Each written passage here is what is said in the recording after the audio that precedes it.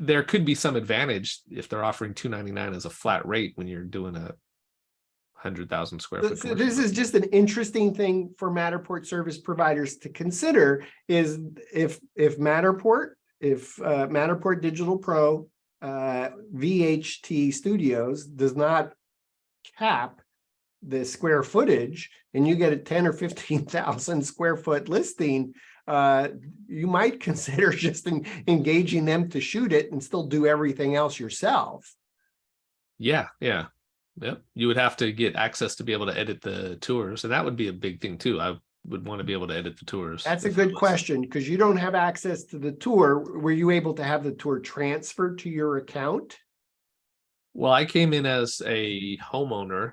Yes. I assume, they should offer, a short sightedness for them. They should offer a B2B solution where, other, if I got busy. Well, but that's Matterport Capture Services on Demand. So they have a product for that. Incidentally, I think one of the things is totally confusing, because you notice every time I say Matterport Digital Pro, I also say VHT Studios. And I noticed the email that you shared from VHT Studios in the We Get Around Network forum says Matterport Capture Services in a couple of places. So like, well, which solution? Yeah.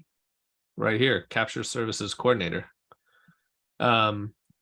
So and here's another thing with the form, like I clearly registered as a homeowner. They set me up as a homeowner, not as an agent. So these don't apply to me.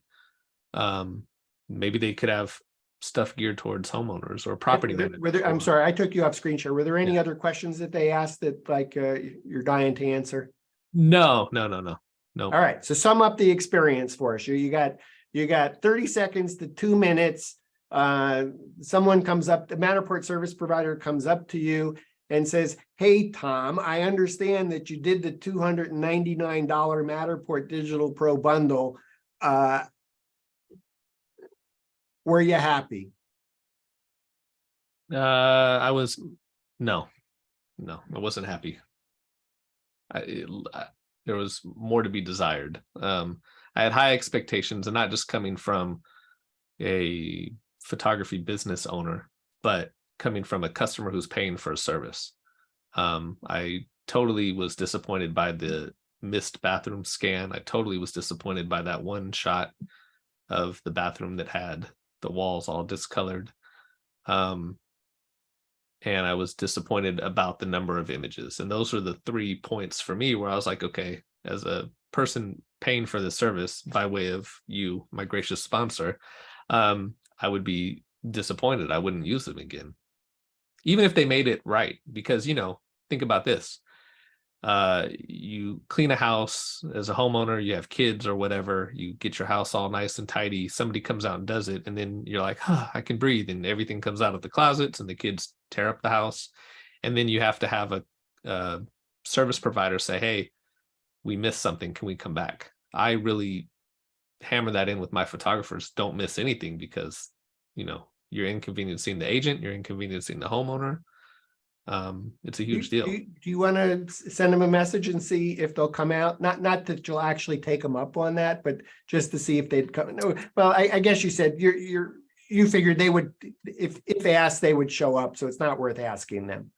Yeah, you know what? I'm going to fill out the form, and I'm going to put those comments in the additional comment section, and I might send them an email, and I'll just follow up in the We Get Around Network and put their response to see how they handle it. If they're offering to come back out, or if they're offering for a partial refund, or if they're just like, deal with it tough. Yeah, I really don't want $29.90 back. Our accounting team would not know how to deal with that that return of funds. But yeah. I am curious about whether they would, in good faith, come back out, even if we're not going to take them up on that.